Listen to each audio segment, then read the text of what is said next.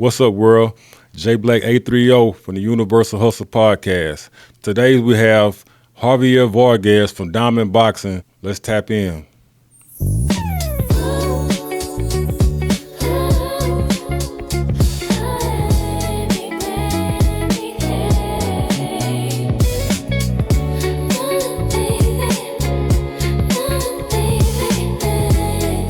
So what's going on in your world, man? Man, too much. A bunch of punching, huh? Yeah, a bunch of punching, but with life and people, huh? Yeah. God is good, though. God is good, man. Just been working, keeping my career active and putting that work. There you go. So what brought you into boxing, man? Oh, man, it's a long story, but, to keep it short, back when I was 16, bullied from, younger than 16 and whatnot down in South Texas, and one thing that's the next, I got into boxing after my sophomore year, and my coach was like, hey, if you gotta fight. I was like, no, man, I don't want to fight. This is just for my self-defense. I don't want to fight no one. And he was like, if you don't fight, you're gonna be very upset with yourself later on. And I was like, man, dude. And sure enough, I had an amateur fight, the Golden Gloves in South Texas, about a month after that, and I won. Which is great. And then I lost my second fight as an amateur, and then I went 16 straight wins after that. So I was 17-1 as an amateur. I was ranked 3 in the South Texas and 14 in Texas at that time in my weight class, and it was great, man. It was great. You fell in love with it. I fell in love with it. And then one thing, life happens or whatever, and I needed money, so I started my business.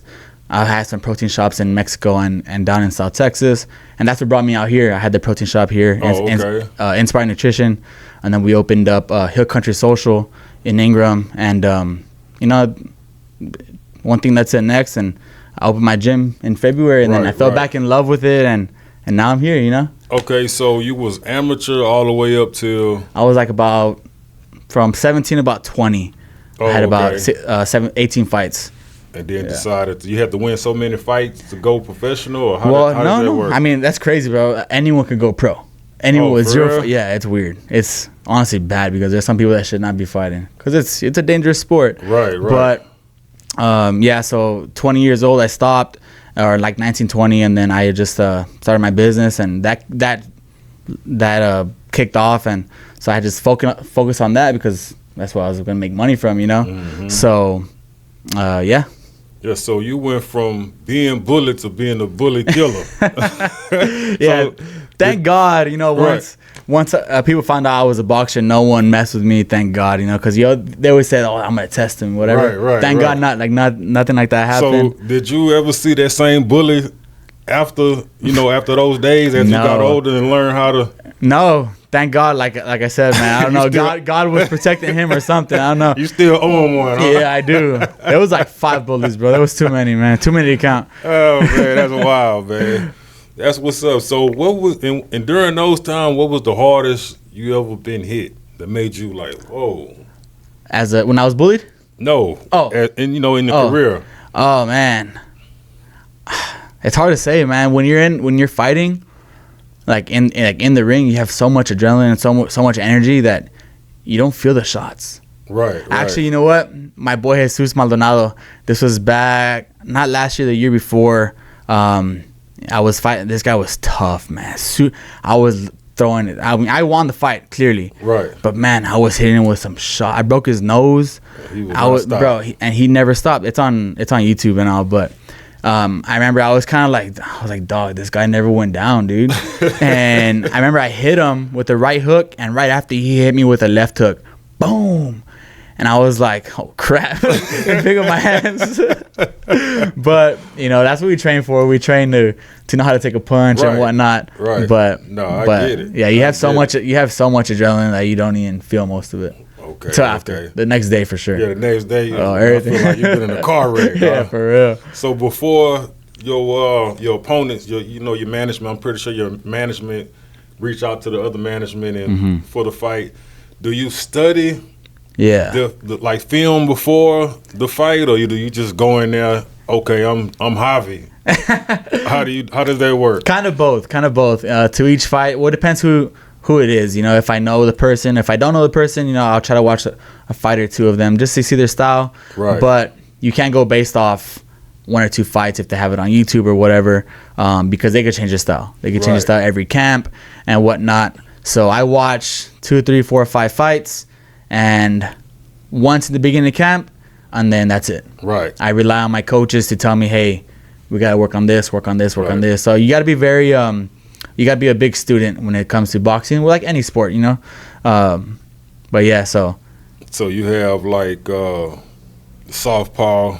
Which one? What do you fight? I'm ambidextrous. So I can fight both. Oh wow. Yeah. So the only reason, dangerous right there, man. Yeah. The only reason is because when I was an amateur, I broke my right hand in one of the tournaments. So after that, I mean, I won the tournament, which is great. Right. But I didn't break it. I kind of sprained my wrist. So after that, I couldn't hit with this hand for like 2 weeks or whatever. My coach at the time was like, hey, well, let's just train southpaw. Right. So I just got used to it. Used to fighting southpaw because this hand was out of service, you know. That's one of the hardest fighters, man. It's like a left hand pitcher. Yeah. Right hand pitcher. Left hand pitcher. Yeah, I have a kid at my gym. His name is Colt. He's gonna be a beast. He's southpaw. Man, he could fight.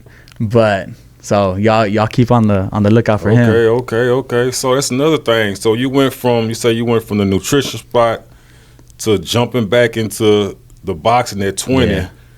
And then you just said, okay, I'm gonna open my own gym. How did that go? Yes, I moved out here right before COVID. It was like 2020, February 2020 or something like that. And I opened up the shop here in town, and I had it for a year. Then we moved it out to Ingram, and you know, I needed to pay the rent there at the shop, so I don't want to pay out of my pocket. Right. And I was like, damn, you know what? I spoke to Jesse, which was the old owner of the gym. You know Jesse. Yeah, shout out to Jesse, man. Yeah.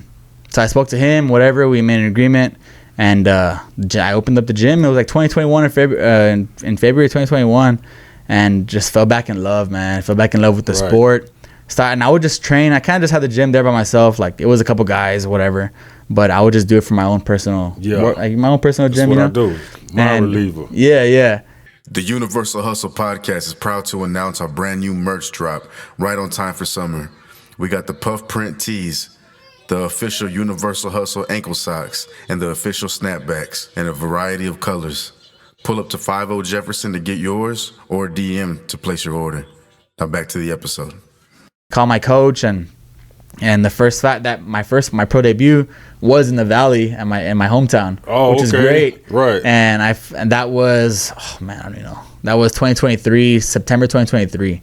It's crazy. You went down there and set it out. Yeah, I knocked the dude out. The guy was from Houston. Knocked him out in about 50 seconds in the first round. 50 seconds? Yeah. What you hit him? What combination did you hit him with? I was southpaw. I hit him with a left hook. And it was over. Then hit him, and he was going down, and you're just sitting there, and it's going quick. He was going down, and I hit him again. He stayed down. Man, I bet that had to be the feeling in your hometown, in front of everybody that watched you grow up. My family, yeah, it was pretty dope. So I moved out here, right? And I saw my coach, when I was an amateur. He was like, "What are you doing here?" I was like, "I'm fighting." He was like, "What?"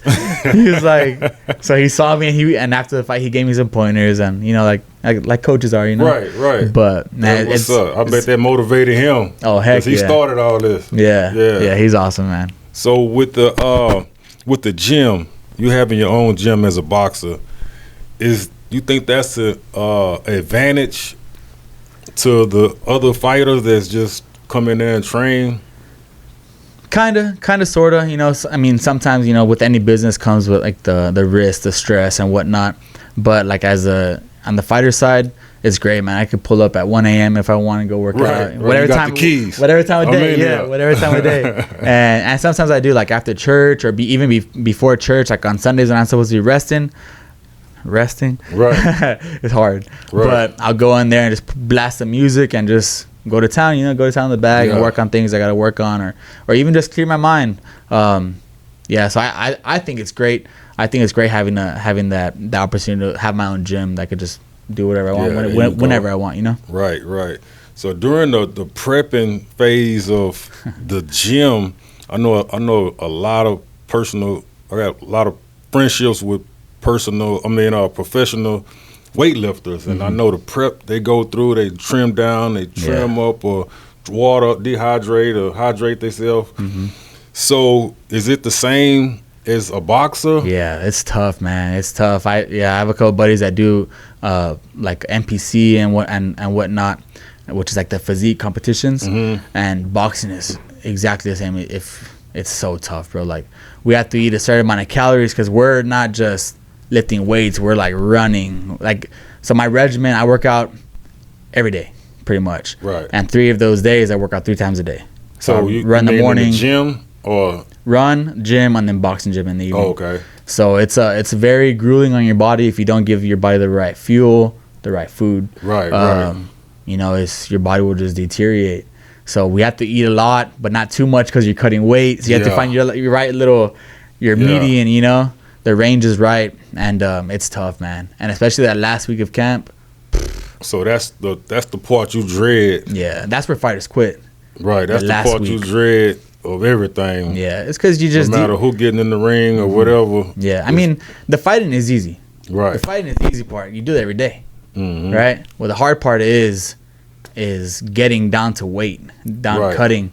So like I know like the bodybuilders they water load. You know, they drink a lot of water or whatever, and then they dehydrate the last day, so they're real cut, real lean. Right. Same thing with us. We do the same thing, and every camp is different. You know, but my camp, what's worked for me is we do that water load, and then the last day we just dehydrate, kind of like a fast, pretty much. Right.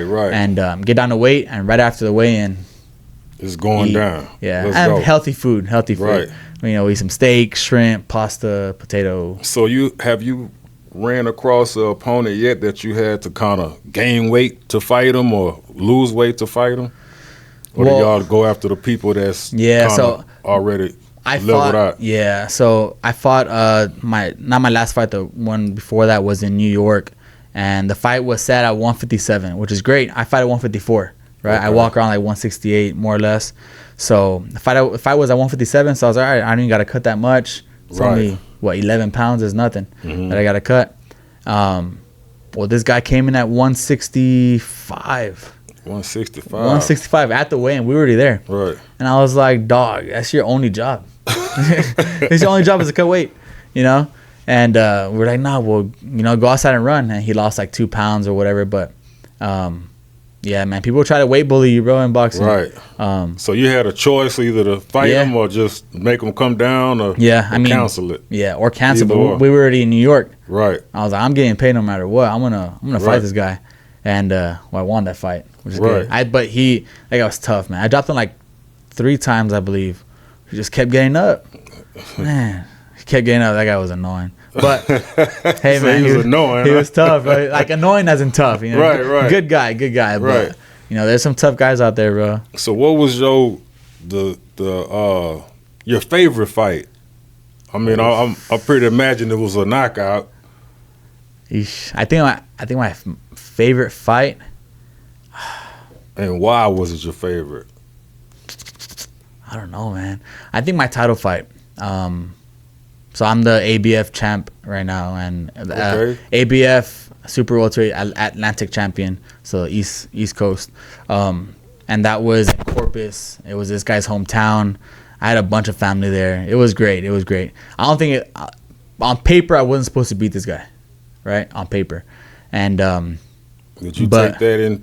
Was that in your head before you left? Before you stepped in the ring, you just kind of never. I'm very I guess you could say very confident in myself. I'm very confident because I know what paper don't mean nothing. Yeah, I put a lot of work. I put a lot of work behind what people don't see. You know, people. You know, I run crazy amount of miles. You know, I work out crazy amount of hours, and it's just a lot. You got your own gym, man. Yeah. And which is good, you know. But I think that fight, it was very emotional for me because it was, you know, outside of my hometown. It was this guy's backyard. Right. And you know, I fought like that too. Like in New York, there was this guy's backyard. Wasn't supposed to fight him. I mean, I wasn't supposed to beat him on paper. But, you know, every time, you know, God is good, man. I just go in there, showcase my skills and do my thing. Right. Yeah. So I think that one was my favorite fight so far. My last fight was pretty dope too. It was my mom's birthday. Yeah. Yeah. So that was nice too. How can people go look at the footage, the fights? On YouTube, just look up Javi Vargas boxing and then put El Diamante, which is the diamond. That's my nickname. Okay. Yeah, it should pop up. Okay. So you haven't made it like the pay-per-view or not yet? I fought once in Las Vegas. It was on one of the Rolly Romero undercards, and that was I lost that fight, unfortunately. But in the first round, I got a headbutt, cracked my orbital on my right side, 27 fractures. It was crazy. Yeah. And I still fought. I still finished the fight. Right. But I just couldn't see from the side. Right. So, does it bother you now? Nah. Everything. What's crazy is, so that fight was a 4-round fight, and at the end of the third, he hit me with a nasty left hook. Like, I didn't see it coming. Like, right. I couldn't see. And he hit me, and I opened my eye, and I could see. He fixed my vision. Right. With that punch. So kudos to him. Thank you, brother. Yeah, so hopefully, we're just keep on working, keep on fighting, doing our thing, and hopefully we get a big card like that. Big fight like that. Yo, I most definitely show that'll come, man. Oh, yeah, for sure. Just keep doing what you're doing. For sure. So your worst fight that just made you just disappointed in yourself, what fight was that? I think that one, dude, honestly. The one in Las Vegas. I felt the kid I fought, I only had 3 fights. He had 2. But he was a 13-time national champion. Oh, like, wow. he was like a decorated amateur. Right. And the first round we went in there and I felt strong. I felt he was tall. Homie was tall. Yeah. And he was fast, bro. He was super fast. But I think I was just stronger. But that first round, we were going good. We were feeling each other out, and the headbutt happened. And I think I was just very. I had less experience for sure. Right. Than right now, I would be able to adjust. That type of stuff happens, man. I mean, that was an experience for you. Then you was on pay-per-view. Yeah. You know what I'm saying? So, you, like you said, you learned a whole lot from that. I'm a firm believer of learning something off of every loss. Man. Oh, yeah, for sure. For sure. I don't take losses too personal anymore. Oh, nah. You shouldn't. It's part of growing. Yeah, we just find all the positivity we could find inside of that loss, whatever we call loss, and make the best out of it. But yeah, so you train. How many trainees you have now? Like students? Yeah, I have a bunch of kids that are man. I see a lot of potential in all these kids, man. There's the thing with boxing, you just gotta stick with it. You can't just do it for 2-3 years and then stop and then come back. Whatever. Right. The longer you stick with it, the better your chances are at becoming. It become like a reflex. Yeah. It's like that kid Colt. He just started with me 2024 December. So about a year and a half, more or less. And he had no boxing experience. And he kind of reminds me of me when I was curious. Yeah. Well, just like natural, like supernatural boxer. And man, that kid, and he's stuck with. He does jiu-jitsu as well. So, but he's never done any combat, like punching combat. Right. Man, and that kid's gonna be a monster. Him, I have another kid, AJ, which is Jesse's son. Right. He just fought. Yeah, AJ been making some noise for years. He has I think he has about like 30-ish fights, amateur, and he just fought in South Texas this past Saturday, and he won. I think he has a couple belts, huh? Yeah, he has. Yeah. I have at my gym. I have all his belts on the bar. A bunch of his belts, his trophies and whatnot. So yeah, AJ too. AJ's 12 years old. So by the time he turns 18, he's gonna be certified. Yeah, some other kid named Brax. Brax. He's one of my clients, and that little kid's gonna be a monster, bro. Like, but that's what I'm doing. I'm just trying to. If I could just lead these kids out of the streets and lead them on the right way that I know, help them out a little bit, right, guide them the right way. Right. Yeah, I started training at a younger age, man, and in my era, even some of my homeboys that trained with us, I mean, it was just hard for us to not leave the gym and go to school, and we'd be, every time you look up, either me or one of my homeboys trying this on somebody. So how do you kind of balance that out? Do you teach them that at the training? Like to not fight? To don't go to school and try this on nobody. I tell them if they fight in school, they can't come back here. Right. And these kids fall in love with the sport. They fall in love with the gym. And at my gym, I try to make it like a big family. Like everyone's big brothers to each other, brothers to each other. So they like going to the gym. They like coming back every day. Right. So I tell them, I was like, keep your grades up. and no fighting outside of school unless it's self-defense. Right. You know, because like I said, I was bullied, so I know. Yeah. You know. So I tell them no fighting. Don't go out there and start a fight just because you know how to hit someone now. Right. You know, no, don't do that. So. Javi taught me this. Yeah.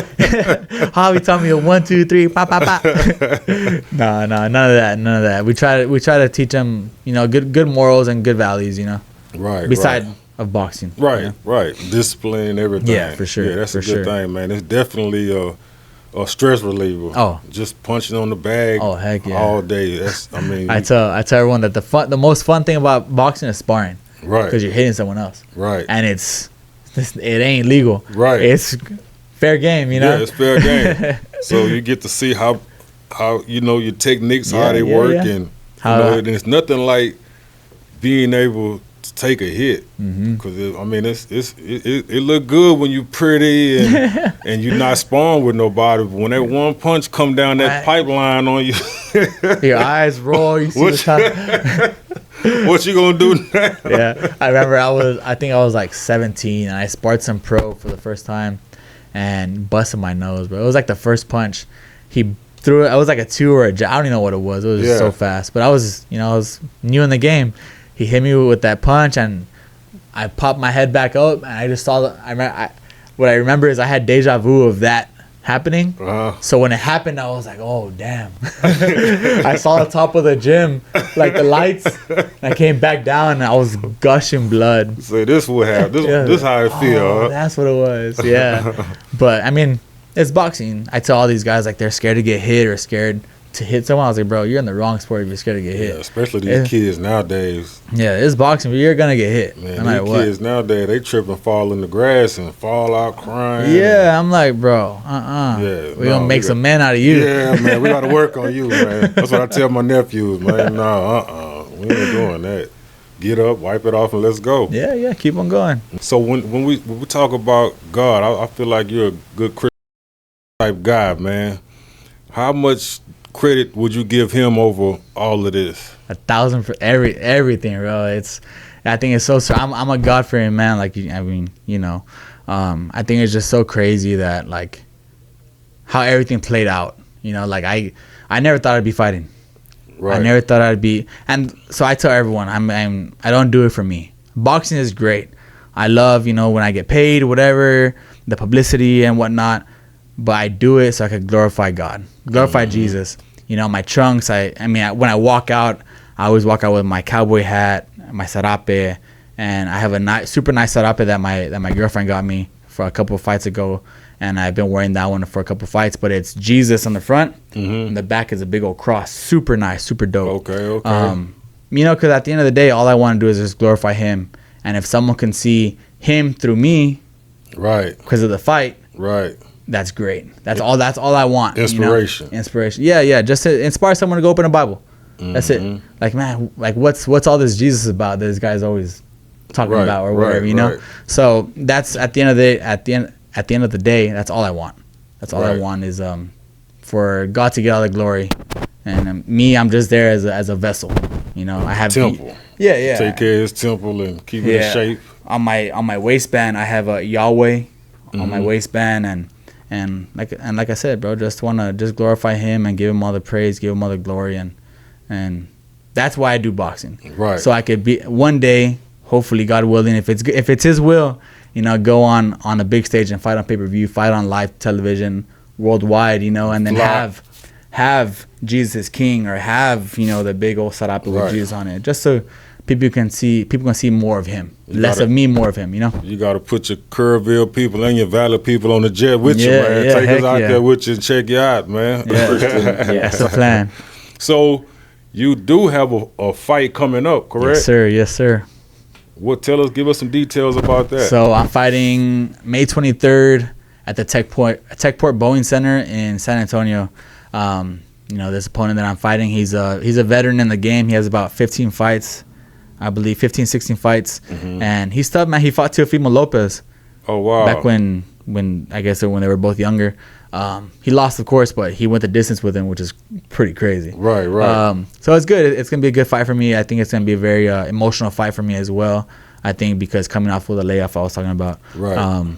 But coming back, I know I've sparred him once, and I think I'm like I said, I'm very confident with myself. So I know the hard work I put in behind it, and we're gonna go in there, do our thing, and yeah, if it's God's will, if I put in all the work, come up with a dub. Oh yeah, Yeah. Most likely you will, man. Because I mean, like you say, man, you hungry. Yeah. I see it in your got- eyes, you got- man. You hungry, man. So you have sponsors, correct? Yeah, I have a couple sponsors right now. Shout out to JR at Kirk County AC and Heating, John Sawyer with at Legacy Partners. He's like a real estate. Oh, okay.